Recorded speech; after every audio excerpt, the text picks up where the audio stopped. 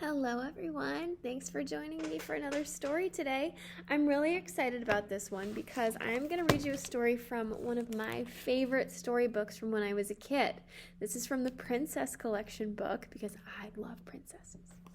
You can see here it is well loved. These are all post-it notes that I put in for my favorite stories that I loved to read when I was little. So one that I'm going to read to you today is Snow White and the Seven Dwarfs.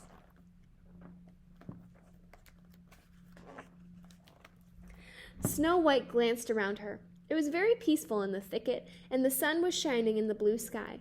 It had looked different at night. She had been so afraid. "What do you do when things go wrong?" Snow White asked the woodland animals who had come to gaze at the lovely princess. As the birds began to sing, she joined them. Singing always made her feel better. Then she asked the animals if they knew of a place where she might stay. They led Snow White to a clearing where she noticed a charming little cottage.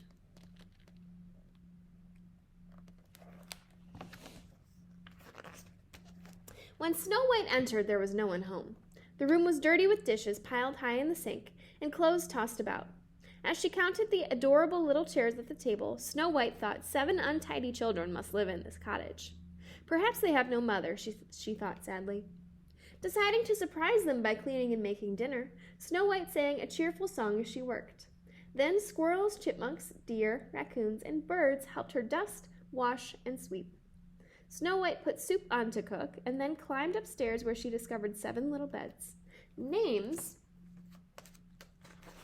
were carved into each one: Doc, Happy, Sneezy, Dopey, Grumpy, Bashful, and Sleepy.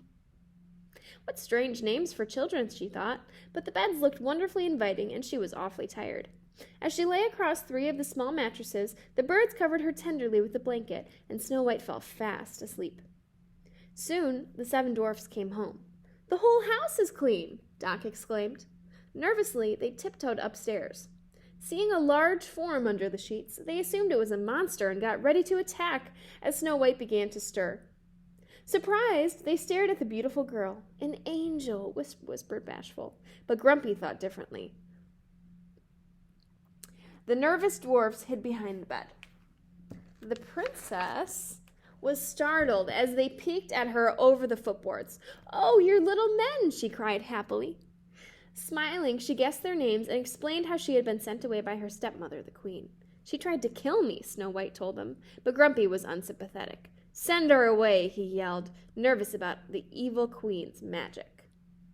"She won't find me here," the princess promised, "and I'll wash and keep house and cook."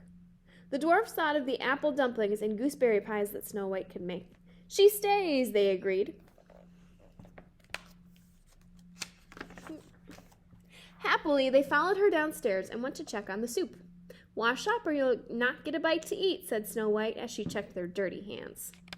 Although the dwarves dreaded soap and water, they wanted to make the princess happy.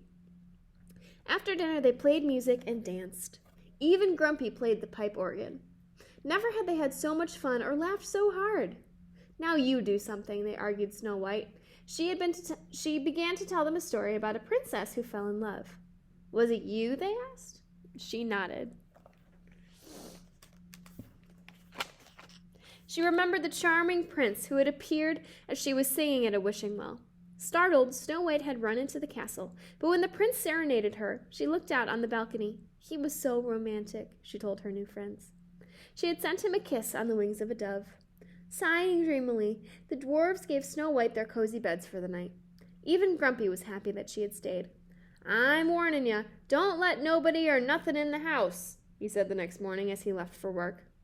"Why, Grumpy, do you care?" Snow White smiled as Grumpy stomped away. Then she kissed Dopey tenderly on the head and sent him on his way. Forgetting Grumpy's warning, Snow White allowed a poor old woman into the house that afternoon.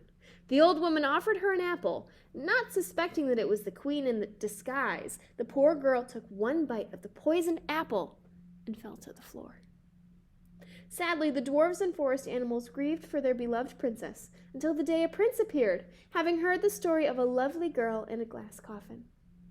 Recognizing her as the princess he'd been searching for, he kissed her. Slowly, Snow White awakened.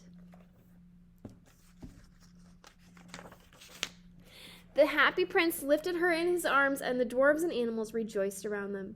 Cheerfully giving each one of her friends a goodbye kiss, Snow White turned to her true love. As the birds sang, the happy couple walked toward a golden castle, where they lived happily ever after. Well, I hope you enjoyed that story of Snow White and the Seven Dwarfs, boys and girls. Thanks for listening.